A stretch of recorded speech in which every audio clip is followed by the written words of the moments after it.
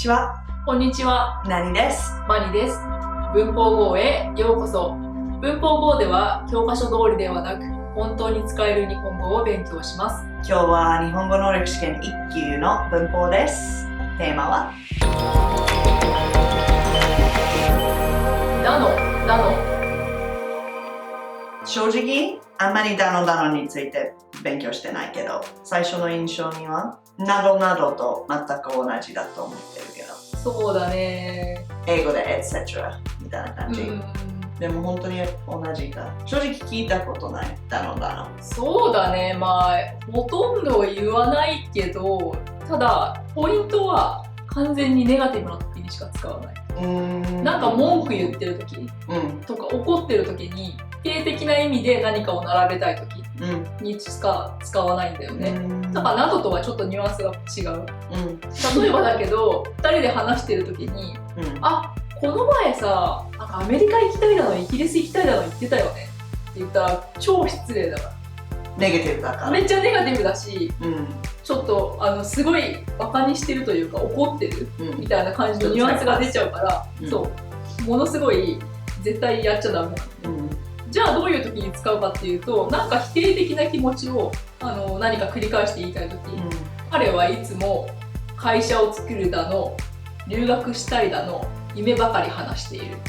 でも結局いつも会社も作らないし留学もしない。そういう時になんか否定的なものを並べたい時、そう例えば私あんまり社長のこと好きじゃないんだよね。掃除しろだの売り上げを上げろだのいつも文句ばっかり言ってるから、みたいな感じで。じゃあ例えばイギリスの悪いところは犯罪が多いだの汚いだの。そうだね。あともう一個ポイントはなんかイギリスとかその国とか会社というよりはなんか一人の人について言う時の方が使うかもね。人の話だけ。そうだね。じゃあなんか行動にそうとか言ったこととか、なんかさ国とかをさ、人みたいにさ擬人化っていうんだけど、人みたいに表して表現してふざけて言う時もあるから、そういう時は使う。例えばアメリカに行こうと思ってるんだけど本当にビザ取るの難しいよねって、例えばなんかこの書類に書けだの、パスポートのコピー持ってこいだの、めんどくさいよみたいな感じ、そういう時には使う。でもそれは表現だから誰かが言っているから。そう例えばそのビザのオフィスの人に言われたとか。じゃあだのはネガティブとか否定的な表現しか使わない。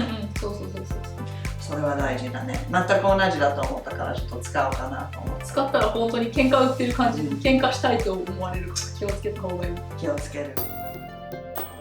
あなたは揚げ物だの、ハンバーガーだの、ファーストフードばかり食べるから太っている。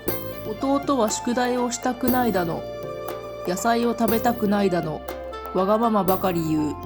字が汚いだの、勉強が足りないだの、母は文句ばかり言う。